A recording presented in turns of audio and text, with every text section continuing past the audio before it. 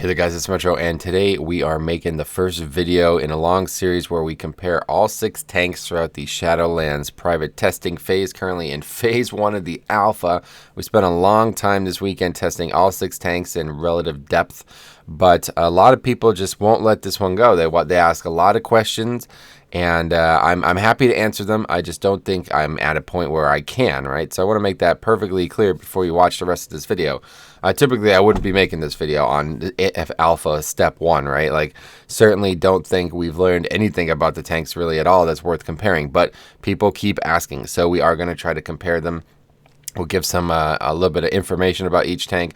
I'll talk a little bit about how I feel about each tank, and then we have some questions that we're going to answer. I allowed the community to submit some questions, so we'll see how that goes. But yeah, I just want to be perfectly clear that I don't think much can be learned from this little testing. I didn't even get to do the dungeon on a couple of the tanks because the queues were just so freaking long, and the dungeon was so buggy that it was frustrating to do it. But we have done it a couple more times off screen. So either way, let's get right to it. So we're going to start with the Blood Death Knight because obviously it's my main. If you guys are new here, it's the character I play like all day, every day. So I know the most about it. But yeah, we'll start by going in game, and I'll tell you a little bit about what they got that's new. We'll talk a little bit about what's changed compared to BFA, just a quick what's changed session, and that is going to be that Blood DK got a lot of new spells. They got Anti-Magic Zone, currently 60% magic reduction on a 2-minute CD. No way that's going to go live that way. Lichborn, which is Fear, Charm, and Sleep Immunity, but also 10% Leech, which is also very powerful. You got Death Coil 2, meaning you could probably heal yourself with Lichborn. Have yet to try it. Don't see a reason to do it, though, frankly, unless you're out of range of Death Strike. Also, Raise Dead, 2-minute CD, lasts for 1 minute. And then eventually we'll have Sacrificial Pact, which we don't have access to right now, but it's a 25% of your maximum health heal on a 2-minute CD, but you have to use the pet to do that. So it's going to be pretty hard to use those two things together. Also got Rune Tap Baseline, which is definitely very strong. It's going to be really good for raids, especially. We're going to have Blood Tap, which is not currently testable because it's level 58, and that is going to be very interesting. So I can't, especially because the recharge time reduced by 2 seconds whenever a Bone Shield charge is consumed. That's going to be ridiculous. I don't know what's gonna happen with this class at max level, but and then also Vampiric Blood. This is like one of the sneaky things, like increases all healing and absorb by 5% in duration for 2 seconds. So that's going to take it to 35% and 12-second duration. So that's pretty interesting. I really think Blood DK is going to be on the right path to the most progressed tank from Legion, or BFA that is, sorry. Like the tank that's gotten the most. Not necessarily the one that's climbed the rankings the hardest, but the tank that's gotten the most. And it's also because they got all these new things. We took a look at them last night in the dungeon, and as you can see, I had Rune of Spell Warding on, and it did 3.9% of my healing. So obviously detail's not the best source, but yeah, it's pretty decent. I mean, I don't think that's better than some of the other ones, but yeah, there's a lot of new runes here, and they're pretty interesting. We talked about this in another video, but yeah, it's quite interesting. So I definitely think they're the tank that got the most stuff. Obviously, it's my main, so I like them the most, but yeah, if I was to give a TLDR on Blood DK, they got a lot of new things that they didn't have in BFA. So that should mean that they're in a good place. So Prop Pally is the tank that got maybe the biggest paradigm shift for their playstyle. They now have Holy Power as the tank, which is definitely something that I think a lot of people are going to struggle to get used to. But I do think out of the gate, it immediately means that they have better access to Shield of the Righteous, because I'll show you it's a longer, it's like I don't actually know exactly how long it is on live. Oh yeah, it's not even it's a baseline spell too, by the way. Shield of the Righteous, all 3 Pally specs have now, but anyway, as you see, lasts 4.5 seconds and only costs 3 Holy Power. So very easy to keep this up 100% of the time now, surely, right?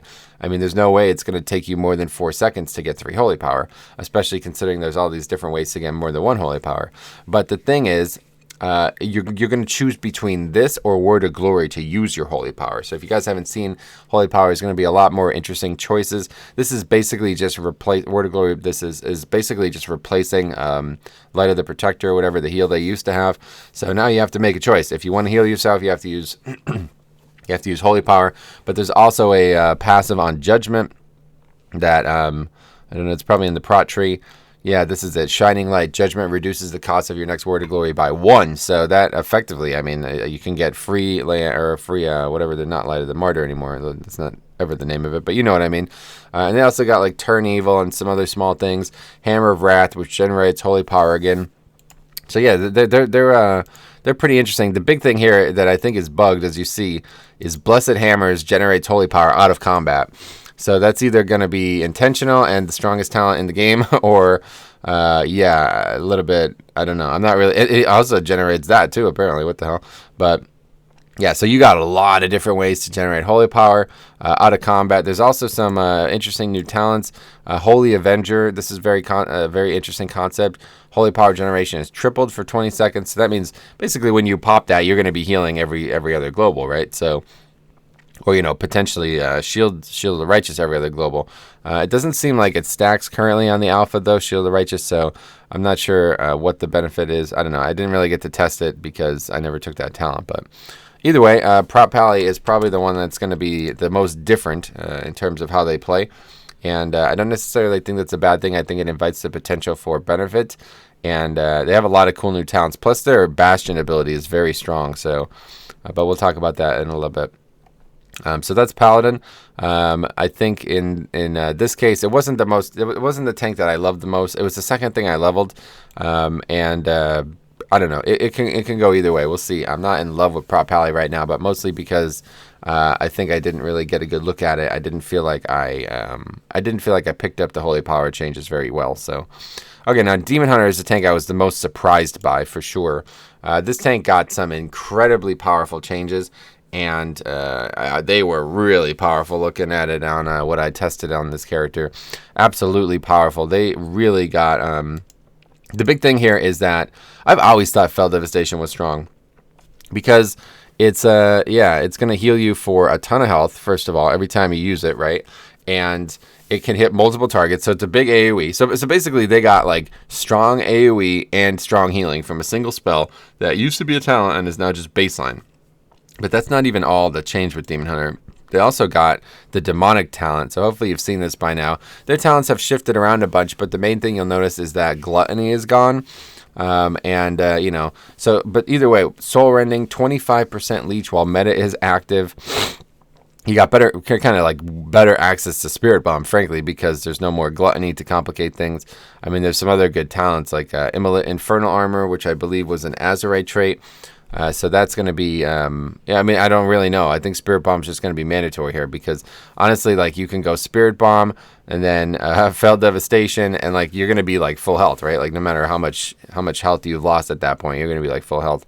And then also they got this new talent here called Bulk Extraction.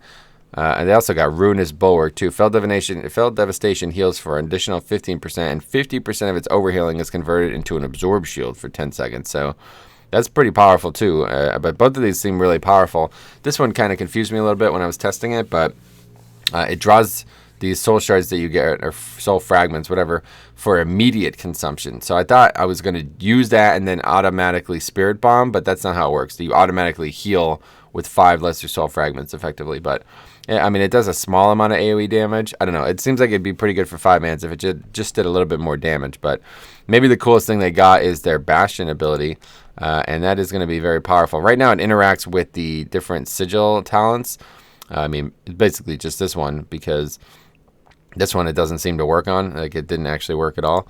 But yeah, it's an interesting concept, and I definitely think Demon Hunter is poised to be one of the strongest offensive tanks now. Like, they always kind of lacked an offensive CD, but they always still did really good offense anyway. I mean, at first it was with Spirit Bomb and some items and stuff, but then of course it went on to be Twilight Devastation. But yeah, so Fell Devastation and the regular offensive kit that they have access to is very good. But in terms of defense, like I just can't get enough of this leech from meta. Like, they are really potent inside meta. I feel like meta is the strongest CD in the video game now, for sure, hands down. Like, I don't think there's anything even close. And more access to it, even though they lost Gluttony, more access to it with Fell Devastation. And I mean, that's only a 45-second CD, right? So basically every minute you're going to have a little bit of meta. So if you use that right, that's going to be a huge swing, right? If you have those two talents together, Demonic and the Leech talent, you're going to heal a bunch from from just using Fell Devastation, and then you're going to heal a bunch through Leech. So it's just a very potent combination. So I did think Demon Hunter is the tank that was the most impressive to me on the alpha. Now, Bear is the tank that I felt the most at home on, honestly. I really liked the way Bear played, and it's really basically not any different from BFA. So they're the tank that maybe didn't change the most, like that got the least changes. And to me, that's a good thing. I quite like that.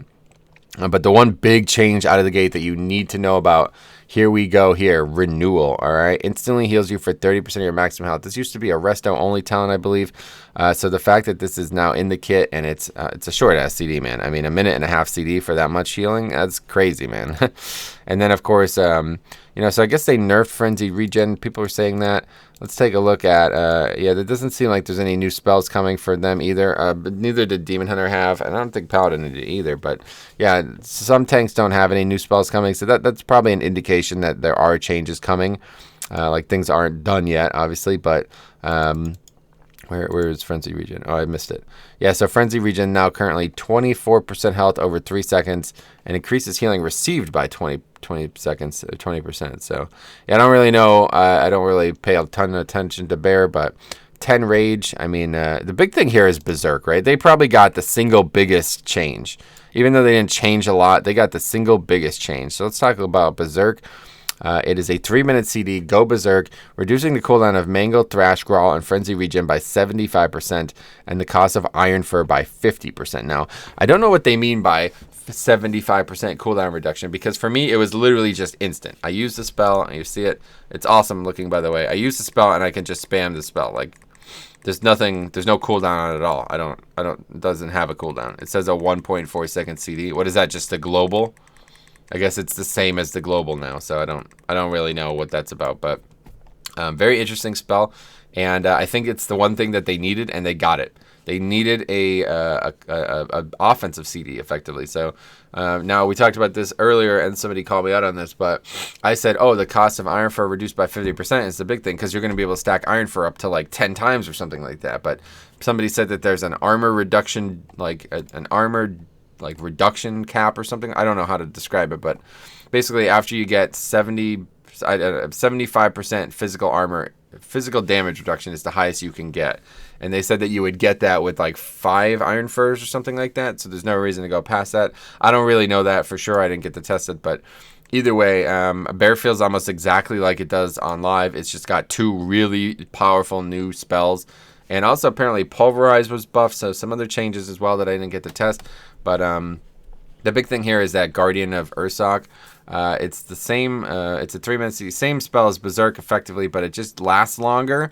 It lasts for, where does it say, 30 seconds instead of 15 seconds, and it increases your health by 30%. So that's a very, very, very interesting spell now, because that doubles the uptime, and of course it makes it even more powerful of a CD. So yeah, I think Bear didn't get many changes, but the 2 that they got, effectively, the few that I looked at anyway, were very powerful. So that was the tank I felt the most at home on, just because I really like Bear, and I think Bear is going to be the one that is looked at as, this is the time for Bear to shine. If they still don't shine this expansion, then I don't know what they can do to make Bear better, because Bear is kind of the jack of all trades.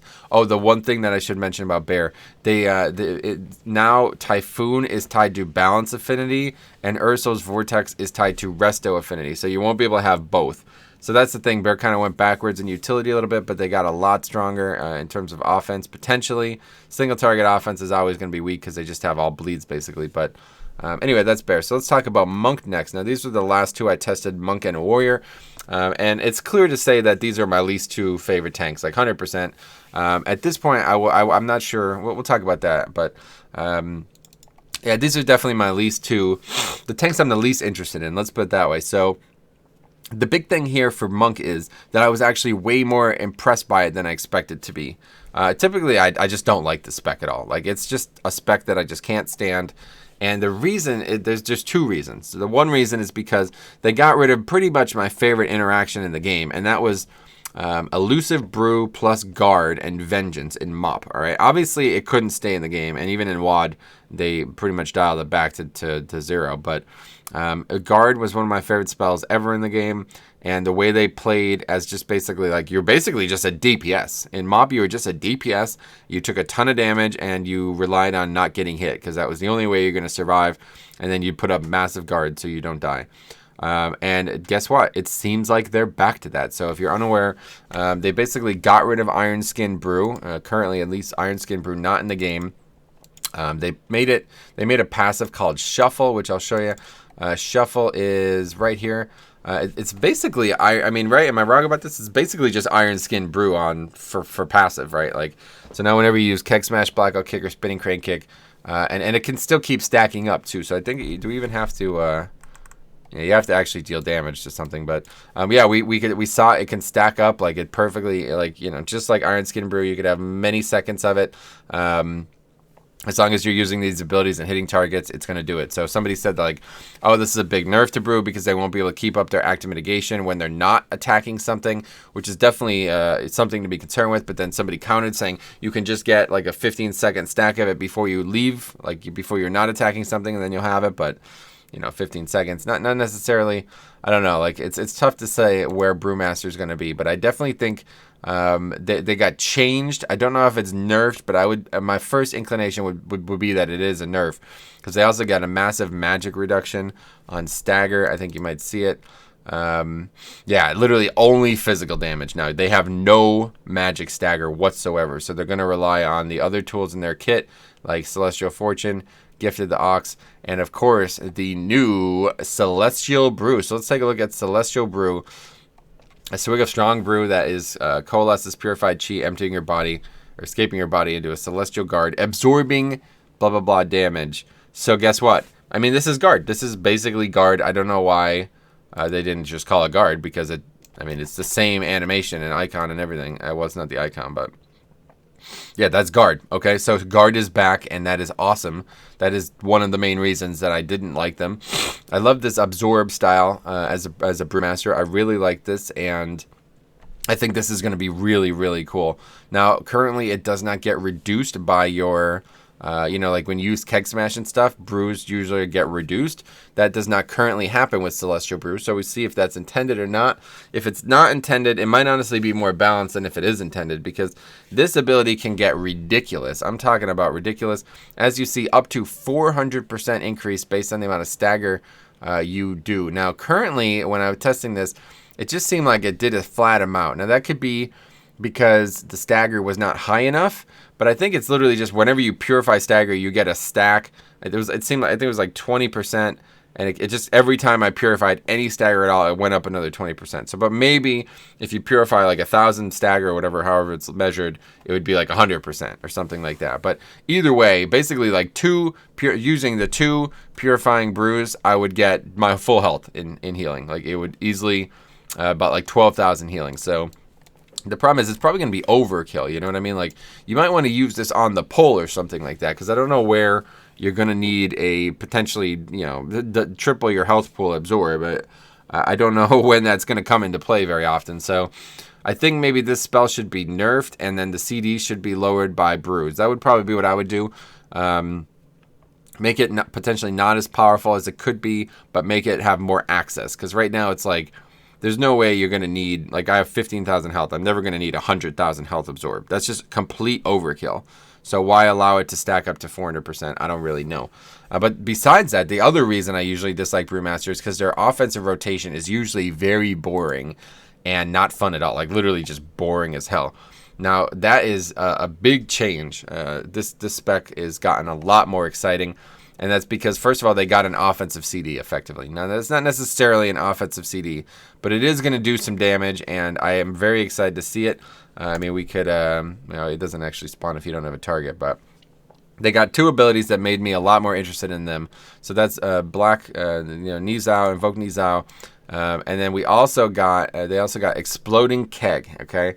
1 minute CD. This is basically the Legion ability. Makes their melee attacks miss for the next 3 seconds too. So it's quite a powerful offensive and defensive ability. Certainly better than the other things on this row, right? Like, I mean, this row is basically just offense. I mean, this is kind of not offense, but, or it's kind of kiting too, right? But yeah, Exploding Keg is extremely powerful offense, as you see, and it synergizes extremely well with their Bastion ability, which we'll do really quick. We'll talk about all 6 of those in another section, but yeah, so for me, Brewmaster is the tank that improved the most offensively. I really like the way they're playing. They also got Spinning Crane Kick baseline as well, so it's going to make it easier to pick up mobs. It's just a really boring spec before that. So we'll see that plus guard. I just love seeing the guard animation, you know, like the spell on the character. It just looks so cool, especially in these white fields. So anyway, so that's Brewmaster. Perhaps the tank that I was the most satisfied with like my respect to my own expectations, you know what I mean? Like it surprised me the most, I guess. I think I said that about Demon Hunter too, but what I mean to say is I didn't expect to have fun. Like I was literally dreading playing that class. I was thinking of every possible way I could not play it because I didn't think I was going to have fun. They're still very weak out in the world because the way Stagger works, they don't have a lot of self-healing. They've gotten much worse against magic too, but these new spells and these new iterations on the class is going to be very interesting. Now we got Warrior as the final thing. I knew exactly what I was going to get out of Warrior when I started leveling it, and that's why I waited till the final thing. I knew that they were going to be an offensive juggernaut, and even though they got some major changes, they do still feel that way. Unfortunately, a lot of it was because of the Bastion ability, which I expect to get nerfed. So let's talk about here, because Warrior got probably maybe the most controversial change, right? So Warrior is currently the most controversial tank. A lot of people in the stream were even saying that they got buffed, right? Because they did have some changes. Maybe the big one is Indomitable, that you now heal for 1% of your health when you use Rage. We had a guy who was very serious about saying that this is going to be an overpowered talent. But it's funny, right? Because Bolster is on that same row. So we had another player watching the stream who was very serious about Bolster being an overpowered talent still. It's changed now to grants you a shield block effect for its duration. But the thing is, Anger Management no longer reduces Last Stand, right? So this row here is really, pretty much all of these rows here are really controversial. I can't seem to get anybody to agree on any of them. And the big one here is the 45 row. So as you see, Into the Fray is no longer overpowered. It's down to 10%, went from 15 to 10%, so it's nerfed. It was 3% per ally, now it's 2. And then also pretty much all the other good talents that the class used to have are on the same row. The only way it could be any worse is if Anger Management was on this row or something, but maybe like Into the Fray for Anger Management. That could be the only other big change. But so Demo Shout no longer generating 40 rage and increasing the damage you deal to target. I mean, that's pretty, like, let's put it this way, man. If any other class had any of these abilities, literally even a single one of these abilities, if Blood DK had a single one of these abilities where I popped Dancing Rune Weapon and Blood Boil was up 30% more and or did 30% more damage and its cooldown was reduced by 50%, then it would be the top DPS tank. You understand that? Like, these spells were this powerful. If Blood DK had these 3 spells, they would be the top. You know what I mean? That's the only reason that this tank is what it is today. So it's not surprising to me that they did this, but you guys got to realize that it's, you know. So, but if you're looking for only defense, I don't feel like this, like, first of all, Unstoppable Force does nothing for defense, right? Like, am I wrong? It does nothing for defense. And I guess it generates rage, right? So it gives you slightly more rage, but certainly Into the Fray is going to generate more, right? And even Booming Voice might be better. So, like, I feel like this, if you're purely worried about defense, then this class has improved. You know what I mean? It has gotten better. And Indomitable is a great talent because you are going to be able to spend, with these 2 things, you are going to be able to spend a ton of rage. It's just nobody's going to do that. You know what I mean? Nobody's going to do that because they're always going to take Unstoppable Force and try to top the DPS. And it's like, you can't get these people out of this mindset. So I think it's right to be the most controversial tank because I just don't know what to say about this class. Like, the people who play this class have gotten so used to being the top DPS that they don't even like I'm talking about this on stream and people are like, oh yeah, Into the Fray, that's a dead talent now. You have to take Unstoppable Force. It's like, but what happens if you don't care about offense? And they're like, what do you mean? I'm like, there's got to be a time when you play a tank that you don't care about offense, surely, right? So I don't know. Anyway, now they also got maybe the craziest talent in the game. And maybe I'm overselling this, but it seems really powerful. It's called Menace, and it turns Intimidating Shout into this huge utility spell. So the way it works is, It turns Intimidating Shout into, basically, it's going to isolate one target. It's going to knock all the other ones away. Okay? Now, and then they're going to cower in fear, meaning they're not going to run as well. So that could be bad. If they ran, obviously, you'd probably wipe because they'd aggro more stuff. But the big thing is, like, how valuable this is going to be. We don't know. I'm thinking about it, like, there's a lot of times, like, in a Tall Dazar, where it'd be like, you'd have to, like, really make this work. You'd have to, like, turn the mobs and then shoot them back the way you came. Because if you shoot them forward, they're going to aggro more stuff. Like, it depends on the close quarters combat that's available in the game. But it's going to require a lot of skill. And I do think this is going to be extremely beneficial for Prot Warrior. They needed more utility, even though they had great offense. I would gladly trade offense for utility. I think that is way more valuable in 5-mans. Obviously, the insane offense they have now, it seems like it's impossible to say that. But that's the way I feel about it now. They also did get more offense in the way of Execute, and they also got Shattering Throw, okay, which is a CD, a 3-minute CD, but it's going to break any... basically, it does a ton of damage to absorbs. I thought if it hit an absorb target, it did 500% more damage, but I don't think that's how it works. It just does extra damage to absorbs, which is whatever. Obviously, still have Spell Reflect and all the other spells that you expect. They got Whirlwind, which is just like an inferior version of Revenge. Revenge is now 20 Rage. People are saying that's different. I haven't played Warrior since Season 1, so it's been a long time. But yeah, Revenge is 20 Rage, and it does more damage than Whirlwind, where Whirlwind is 30 Rage. Yeah, Whirlwind is 30 Rage and does less damage and has a target cap. So I don't know why they would need Whirlwind. I'm not sure why they would ever use it. But otherwise, yeah, not really sure anything changed. So certainly the most controversial tank. Now let's go backwards. Quickly talk about the Bastion ability, just because this is a main source of overpoweredness.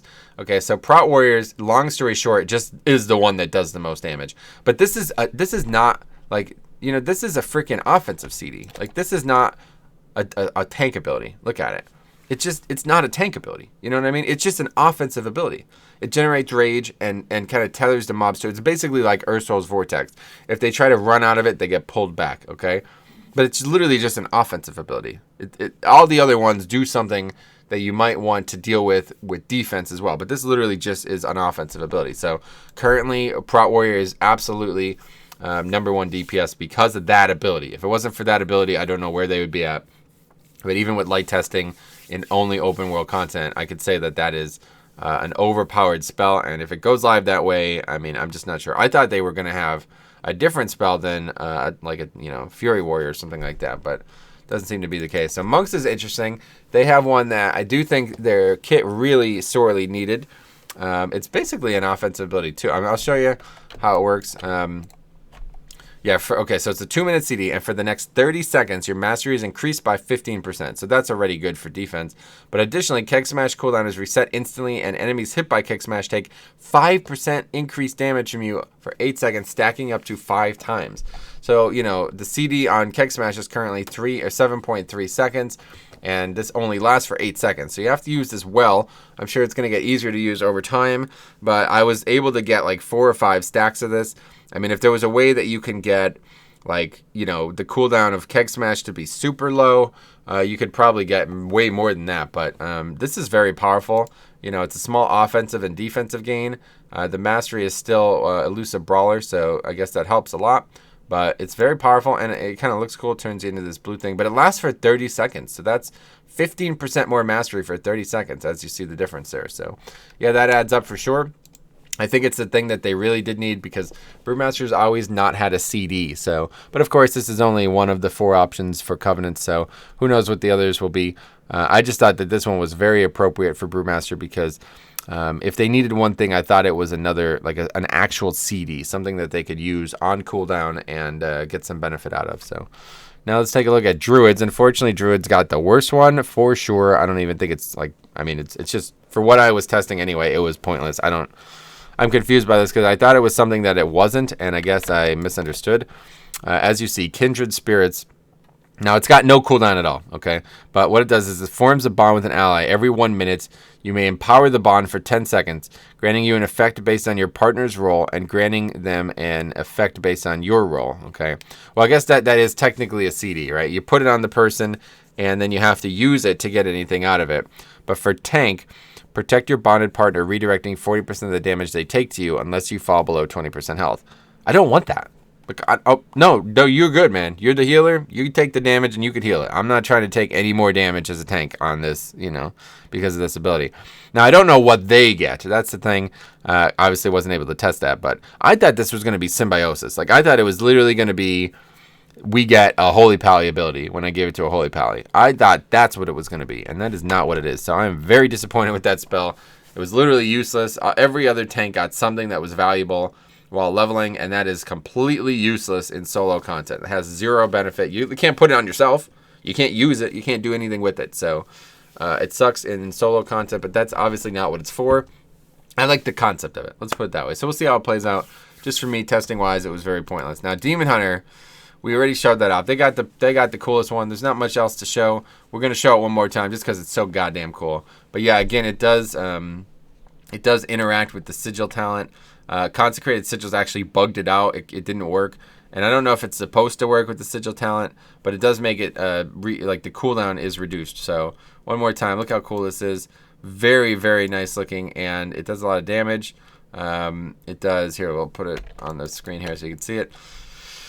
48-second CD, and again, that's thanks to quickening sigils, but detonates to deal 834 arcane damage and shatter up to 3 lesser soul fragments from enemies. So yeah, this is a very good talent, honestly. I quite like this, or a very good ability. I like this quite a lot. It looks awesome, and it fits really good with the Demon Hunter kit. So it's good. It's well-rounded. It does some good offense, and it does some good defense. Unlike, Warriors that literally just does offense.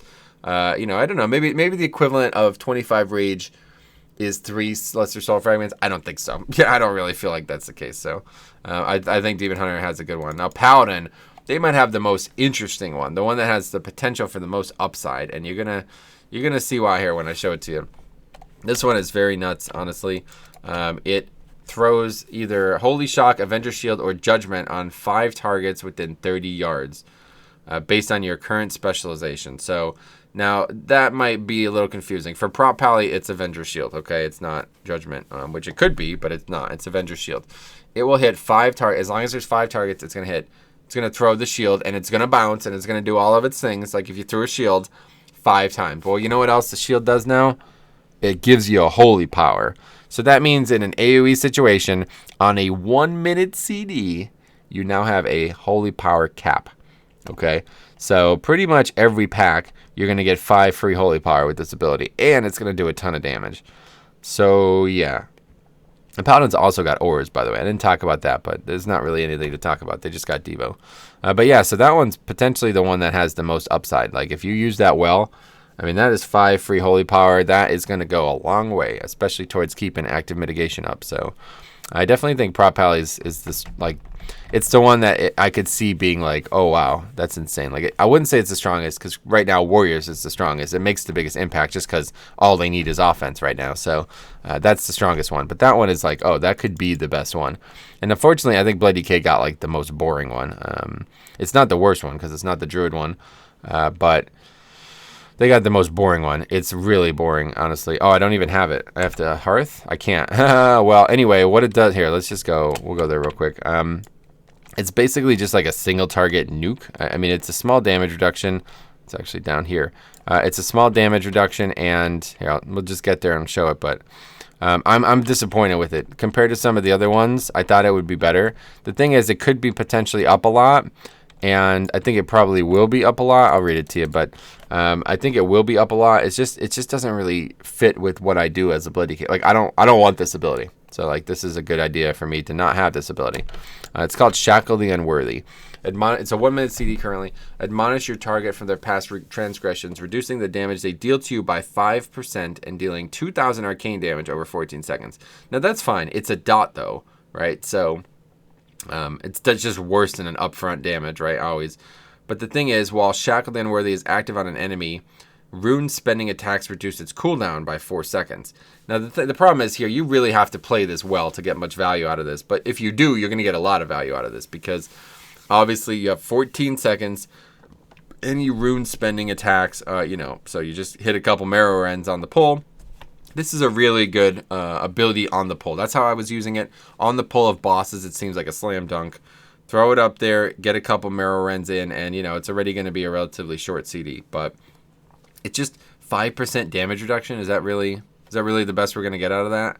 I don't know. It just felt pointless. Like, it's not good for the damage reduction at all, and the damage it does is nothing special. So I don't like that ability at all. I think that's probably the most boring one. And I certainly, even though Bastion is looking like an amazing zone to take, you know, I love the zone, I love the concept. It's just the worst ability. Like, it's so boring. So we'll see what the other ones offer. Okay, so now moving on to phase 2 of the video here. Really quick, I'm just gonna rank all 6 tanks in the metrics that I would really rank them on, and I'm not gonna give any. We're not gonna go in depth, but people are asking for this. Again, I would never normally even think about doing this. This is the dumbest thing ever, to try to rank them at level 53. Who cares? Why would you care? But people do care, so I'm gonna answer the question. Okay, so right now, in terms of offense, I would say Warrior is still number 1. Okay, Demon Hunter is number 2. Druid is number 3 now because of Berserk, and it feels like Thrash was buffed. Okay, Paladin is number 4, still has wings, and the new ability is going to be really good for them. Monk is probably number 5 at this point, and I think Warrior's I think Blood DK is number 6. I had a lot of trouble dealing good offense. It felt like outside of Rune Weapon, I did very little damage. And even though we got all these new overpowered abilities, none of them help with offense whatsoever. So that's a very quick, you know, I think just right now, mostly Warrior's number 1 because of that ability seemingly overpowered for them. And DK is number 6 because they just they didn't get any offensive CDs. You know what I mean? Everybody else got crazy offensive CDs. All Blood DK got was crazy defensive CDs, okay? Now in terms of physical mitigation, very hard to tell at this stage, but if I had to make the choice, I would say Monk is absolutely number 1 right now. Stagger still works perfectly fine on physical, and they got a massive Absorb. If that Absorb works anything like I expect it to be, they are going to continue to be gods among tanks, in especially a physical form. I would say Druid is number 2 because Berserk giving so much more access to Iron Fur and you know, Rage in general. But also, if you take the Guardian of Ursoc talent, then they get even more bulk, which I don't think they need at all. And plus, they got the heal now, you know what I mean? I would say that they have rose to number 2. Warrior, since it's a little bit on the downtrend, some of its talents have hurt them a bit. I would say that they're number 3, even though there doesn't appear to be any nerfs for physical mitigation. I still think that the other 2 tanks have rose above them, okay? Then I would say Paladin, considering now that they have definitely very, very likely it's going to be very easy to keep active mitigation up 100% of the time. And of course, they have even more access to healing now and some other cool talents, like they got the Absorb whenever they throw their shield, which was an Azerite trait.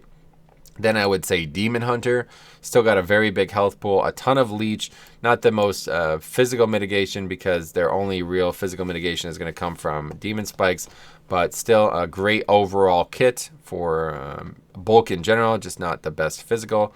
And then of course Blood DK last again, even though they got Rune Tap, they're going to mostly rely on actual healing, so their physical bulk is always going to be based on how much damage they take. Meaning that if it's too much to heal, then they die, and if it's too little, then you don't care. So yeah, Blood DK always probably going to be last, no matter what they change. Magic mitigation, tier 1, number 1, absolutely Blood DK, no doubt about it. They've gotten even better at magic somehow.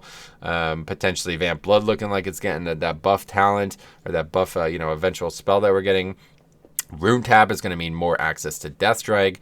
We got a 20% flat reduction. Like, that is a reduction against all types of damage, right? So that is very powerful in Rune Tap and Blood Tap, both helping a lot there. And of course, they got AMZ, which no matter what, even if it's like a 10% reduction, it's still going to be ridiculously strong. So you got AMS, that, all the healing. There's no there's not even a contest, you know what I mean? They are tier 1 number 1 magic. But tier 1 number 2 is certainly Demon Hunter. Absolutely. I mean, they seem like they have gotten even better in terms of magic mitigation, because they've really separated themselves from those below them with the extra healing and the potential to be with demonic and some of the talents giving them extra healing. So one of the best ways to mitigate and deal with magic is always just to heal, because you don't have a lot of reduction for magic. Really, Blood DK is the only one that has reduction for magic. Now, I believe the rest are just inconsequential, but if I had to rank them, I would just say Paladin, number 3, because, you know, they still have land hands and healing and, you know, some other flat reductions, but realistically, Holy Shield and potentially Spell Warding still being in the game are the reason they're number 3. But, you know, at this point in the list, it's like tier 1, number 1 is Paladin, or tier 1, number 1 is Death Knight, then Demon Hunter tier number 1, 2, and then you got tier 3. You know, you're jumping a whole tier down now for the rest of these. Then after that, I'd probably, it depends. This one would depend a lot on how strong what ends up happening with the guard, the new Celestial Brew, right? So I'd say maybe we'll just say number 4 overall is Monk, okay? Just because if it works out the way I think it's going to work, that spell is going to define their kit for the rest of the expansion, and that's obviously very potent. And then I would say Bear, just because they keep, you know, they keep getting more healing. They have access to healing. It's not as powerful. They still get shredded by magic, but, you know, they have the potential to heal a lot now as well. So you just got to play proactively and use the CDs you do have that can work against magic well. And then Warriors just last simply because they have, like, they don't have any magic defense. They have Ignore Pain and maybe a little bit of healing and Spell Reflect. That's it. So really, you could say Monk could be last too, depending on how good this new guard spell is. If that spell sucks, you know what I mean, then they're going to be worse, because they just don't have magic mitigation in the form of like they lost it in the stagger, right? So it depends on a couple things there. What else? In terms of mobility, I would say Demon Hunter got a nerf, so maybe Monk tier 1 number 1 overall for mobility now. Nothing's really changed on the mobility front for any other tank, so it's just Demon Hunter got slightly nerfed because their one talent doesn't make them leap farther. I would still say that Demon Hunter is extremely powerful, but maybe we just put Monk tier 1 number 1 now, and then Demon Hunter tier 1 number 2, just because a slight nerf, like, you just got to follow the trends, so it does seem like they're trending a little downward. Then tier 1 number 3 would be Warrior, same deal, no changes to them. Still got double charge if they need it, and they got the Heroic Leap talent. And then it would be tier 2 after that, probably. I guess Bear would still be better. Bear's always suffered from, they have very poor in-combat mobility. Like, you can use cat form when you're in combat with something, but it's risky, especially if the mob's ranged. So it's definitely a risk, but if they can use all these things well, then they're going to be really good. Paladin, that would be tier 2, and then tier 3 would be Paladin.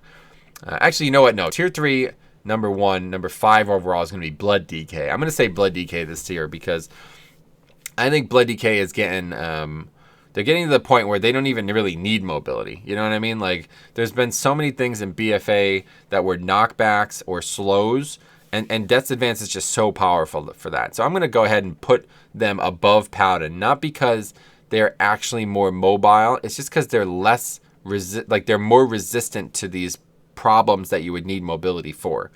And Paladin is just the same as it's always been. I mean, they could take double horse or whatever, but they're just going to be very immobile. Like, they don't have anything that's going to increase their speed outside of that I'm aware of. So and then that's kind of it, right? What else did we always rank them by?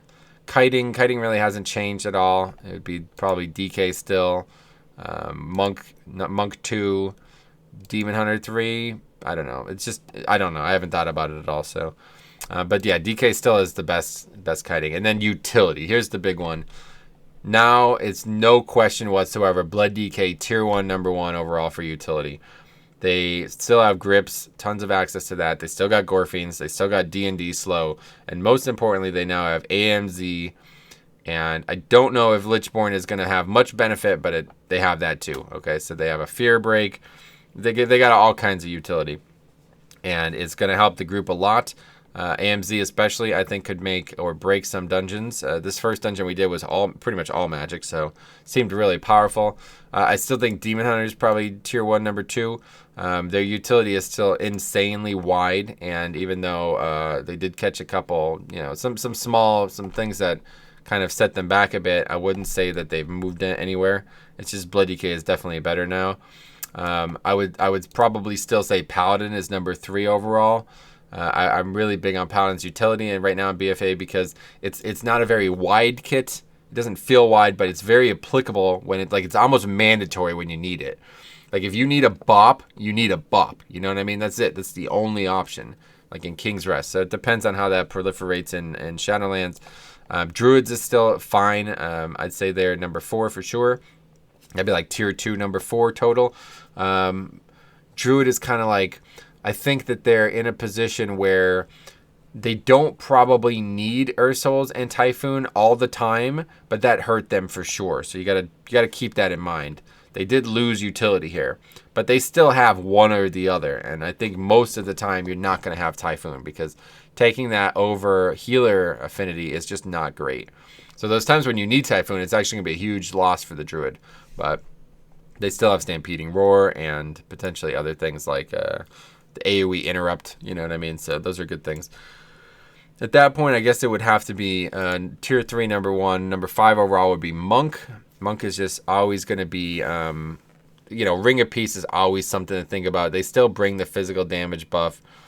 Ring of Peace and Leg Sweep are always going to be needed, and they still have a quick CC if needed and Paralyzed, so that can go a long way. And then you got Warrior rounding out the bottom tier because Warrior is just, even though they got that Menace talent, I don't know how often it's going to be usable, and they just got the worst utility kit. Like, it just doesn't really do anything. They got Commanding Shout or whatever, Rallying Cry. It's just not very useful in 5-mans.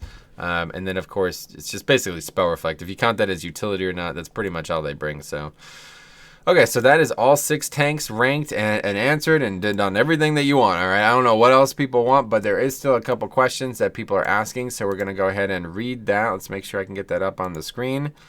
And we got it. Okay, good. So I made a post on the YouTube community page thinking I would get a lot more questions than I did. This is actually the most.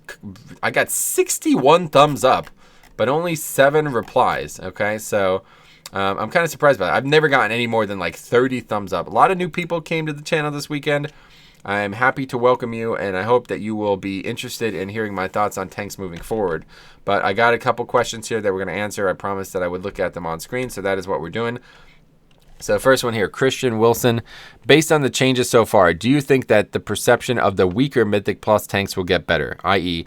Guardians not being favored? Has anything that has been added makes you want to play a certain tank more potentially in Shadowlands, assuming some of the changes stick? So I think I answered that well, but I'm going to say it again. Guardian has definitely gotten exactly what they needed. What they needed was a big offensive CD, and a big CD in general, and they got that. Will it make them a top tank? I don't think so. You know what I mean? Like, I still don't think it's going to turn them into the top tank in the game. If that was anything, it would be Blood DK based on what they got. It's too early to say that, and that's why I won't rank that, at least. But, yeah, Guardians, for better or worse, they've gotten a lot of shit over the last few years. You know what I mean? So I think that hopefully will change.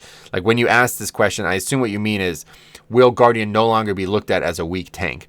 And I don't think they are looked at as a weak tank right now. I don't think they are. It's just they're the worst tank. Like, you know what I mean? They're 6. They're number 6. So that's how it goes. There's always going to be a number 6. You know what I mean? But in terms of your second part, has anything been added that makes you want to play a certain tank more? Yes, Monk. Absolutely. That is a tank that I used to hate. Like I said in the Monk section, I used to hate that. And now I love it. Now it's potentially one of my favorite tanks because if that guard shit sticks and it works the way I think it's going to work, then I will absolutely be in favor of playing Monk again for the first time in a long time. So, assuming the changes stick, as you say, that's what I want to see from Monk. Okay, we got Corey Wilson as well. We got Christian and then Corey. You guys brothers? Looking at class changes and talents, it seems that the tanks could be back to a more self-sustaining design with every tank having more control over self-healing. Do you think we could expect a situation like Mists of Pandaria or the End of Legion where tanks don't rely on healers as much rather than the BFA model? I would have to agree with this. I would have to say that tanks have been given a lot more functional defense, one way or the other. Whether that is proliferating in a healing form or what, I'd say, this is what I've been saying this all weekend. All 6 tanks got buffed. Every single tank got buffed. You could say that Warrior didn't, but if you look at its defense, I would say it did get buffed, okay? I think all 6 tanks got buffs. It's just how many buffs they got. I think Prot Warrior maybe got the least buffs, and Blood DK maybe got the most buffs, but I would still say all 6 tanks got buffed. And if you think about what that means that healers got nerfed. That's just how it works, right? If tanks are stronger, that means healers have to do less and have to potentially off-roll more. Like they have to do DPS or utility more to be valuable. If you remember in Legion, I literally soloed bosses on like 20 and shit. Like keys that, it's not a 20 in BFA, but keys that were hard, like keys that were not easy, you'd barely upgrade them, and I could easily solo the bosses as a Blood DK. I think we're getting back to that, but I don't know for sure. Okay, Mr. G. Just wanted to, say I've been enjoying the content in the alpha to the most dangerous amounts possible. However, the question I have can't be asked till more things open up. Just wanted to say thanks for your deep dive videos and all the important things that have come up so far. And I think that is a respectable position to take. I think a lot of people were very selfish when they were asking these questions, and they were not thinking about what it means and what the potential changes. Like, obviously, this is not going to go live this way. I mean, we're at level 53. How much is going to change? A ton, So I respect that. Okay, Cop's got a great question. As the consummate noob, my question is this. Which tanks do you think have the highest and lowest entry points and ceilings, skill-wise, among the 6 tanks in Shadowlands? Assuming, of course, that this question is answerable at this time. I'm going to answer it one way or the other. And I don't think it's really changed from BFA. I don't think it's changed at all, actually. So the highest and lowest entry points. Right now, I would say the highest entry point, meaning the hardest tank, is definitely Blood DK, for sure now. They've gotten way more abilities than they needed, and I don't even have them all yet. Like, keybinds are already an issue for me as Blood DK, so I'm a little worried about that. I don't know where I'm going to put some of these spells, and it's going to depend on what we get from the the soulbinds and other stuff, but I do think Blood DK is still going to be a very finesse tank. You're not just going to be able to run in there and just not press buttons and survive like some of the other tanks. And that would be the lowest entry point, meaning the easiest tank, in my opinion, would be Bear. Okay, it still is. Nothing's changed like from BFA and Legion even. Bear is still extremely easy. They have very few spell interactions. It's just you see it, you do it, it's it. You know what I mean? Stack that Iron Fur, smash that Iron Fur key. It's off the GCD. There's nothing to think about. Just press it. There's no reason that you wouldn't want to press it as often as you can. You know what I mean? Other than using Rage on something else. So yeah, if you're asking this because you're wondering what would I think you should play, I would definitely give Bear a try, man. If you want to get into tanking, I would give Bear a try. I think Brewmaster is gotten a lot more complicated to play now because now that, Ironskin Brew is effectively shuffle and you have to manage it without actually pressing the ability. You have to press other spells. That does complicate the class. And then, of course, now Celestial Brew or whatever, that has to be managed very well. Now, AD asks, are you related to Matt Damon? Okay, and then Face asks, numbers are 100% going to change before release, so I will refrain from the performance of each tank. My question is, how did they feel to play? What was fun? What felt clunky? And what felt right or wrong about each tank class? That's a great question. That's the right question for this. You know what I mean? Absolutely. Now, what I felt was the most fun tank, besides the Blood DK, is easy. It's number one because I love Blood DK. Like, it's just, I love the class. I love the theme. I love the feel of it, no matter what. So if you want me to say that without any other tank in mind, then it's still Blood DK, okay? But you should understand that I'm always going to say Blood DK. They could literally, they would have to take Death Strike and Death Grip out of the game. Like, for real, they'd have to take Death Grip out of the game for me to say I don't like Blood DK anymore. So besides that, what did I find the most fun to play? Here's how I would break it down. The most fun to play, because it was the most surprising to me, was Brewmaster. I was actually dreading playing that. Literally, I was thinking about not playing that tank. I just didn't want to. I hate the spec. I really hate the spec in BFA. It's not fun at all for me, okay? And I logged on that thing and I loved every second of it. It was making me want to play it more. The abilities work they just feel better. I don't know if something's changed about the cooldowns on these rotational spells, but like everything just kind of jived better. You have Spinning Crane Kick for better AoE. You have a big CD now with the Ox. Their Bastion ability was really good. It felt really good. It helped my damage a lot. Yeah, Explosive Keg or whatever, the big barrel. That is really cool. Keg Smash. These spells just felt good. They felt good. I had fun with the spec, and it was way more fun than I ever would have expected. What felt clunky?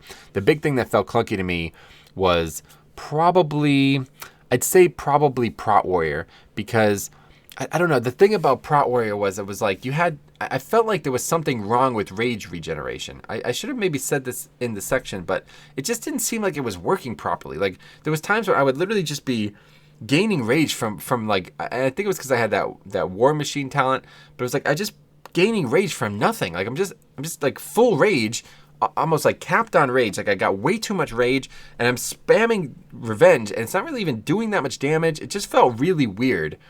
I don't know if it's changed or if it's the talents or what, but all I know is if you actually need rage, it seems like you're going to have a ton of it. From whatever I did on the alpha, it didn't seem to be right. Like it seemed wrong. Like if you play Bear, you're constantly watching the rage go up and then down, up and then down. But on this class, it was like just up. It never really went down. So I don't know. I wouldn't say clunky. It wasn't a bad thing. It was just like I was pressing revenge like 6 times in a row, and that just, is that right? That doesn't. Obviously, you're supposed to use rage on defense, so I wasn't doing that. But anyway, what felt right or wrong about each tank class? So what felt right? I would say the thing that felt the most right was Bear. When I had that first experience with Bear, I just felt at home. Like it just felt like, man, this is the spec I used to love. I still do too. You know what I mean? Like I used to, but I still do too.